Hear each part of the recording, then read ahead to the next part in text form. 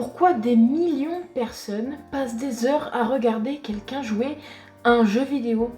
Pourquoi des événements diffusés en ligne arrivent à rassembler plus de monde que certaines chaînes télévision?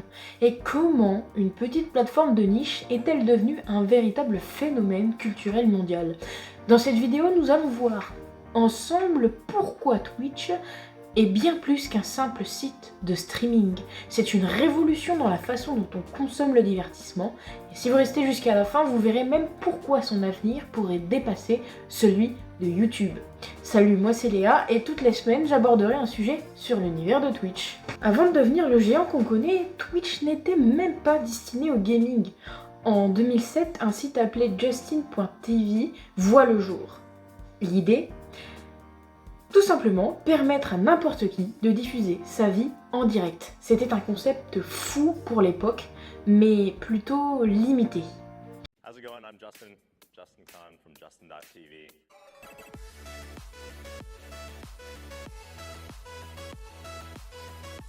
Très vite, un type de contenu se détache. Bam, les jeux vidéo. Et en 2011, Justin.tv crée une section entièrement dédiée au gaming. Twitch.tv.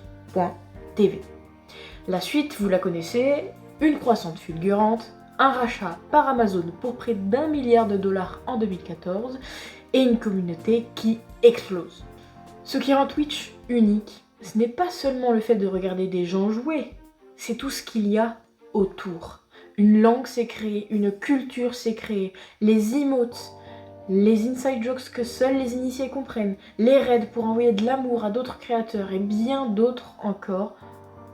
Twitch, c'est aussi une relation directe entre le créateur et sa communauté. Ici, pas de montage, pas de filtre, tout est en direct, brut et spontané. Et c'est cette authenticité qui crée des communautés ultra soudées, presque comme des familles virtuelles. Au début, Twitch était centré sur le jeu vidéo, mais aujourd'hui, c'est bien plus vaste. On y retrouve des talk-shows, de la musique, de la cuisine, de l'art, de la politique, de l'IRL et même des compétitions de Formule 4.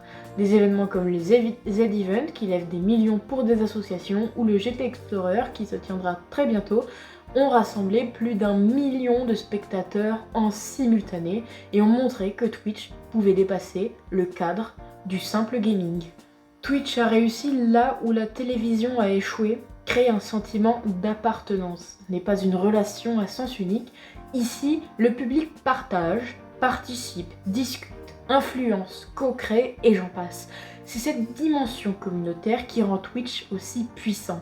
Quand un streamer vit un moment fort, des centaines de milliers de personnes le vivent en même temps. Quand un événement démarre, tout Internet en parle. Twitch, ce n'est plus une plateforme, c'est une scène mondiale. Quand quelqu'un vous dit « Hey, j'adore regarder les gens jouer aux jeux vidéo, faire de la cuisine, juste parler avec nous », eh ben ne le prenez pas pour un alien. Twitch est forcément une nouvelle forme de divertissement, un endroit où des gens peuvent se sentir bien, un média vivant, participatif, interactif, que vous connaissez certainement, mais pas dans les moindres détails. Ce qui était un simple site de streaming est devenu une culture à part entière, et ce n'est que le début, parce que demain, Twitch pourrait devenir un espace politique, éducatif, voire même un nouveau modèle de société numérique.